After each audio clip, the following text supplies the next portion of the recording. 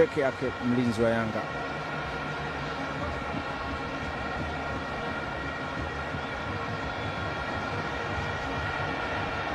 Jonas Saidi Ndemla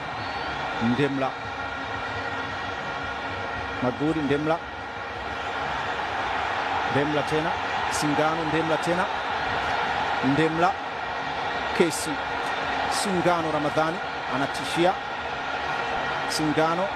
Jonas Mkude, unaweza ukathubutu kusema kwamba kwa muda huu point 3 zinakwenda Msimbazi? Lolote linaweza kutokea Kaijagi. Unaweza kusema subiri maamuzi apulize kwa filimbi yake. hakika, lakini kwa hali hii alafu Simba wanautawala mchezo. Seru Mkuma Mkude Singano Rama.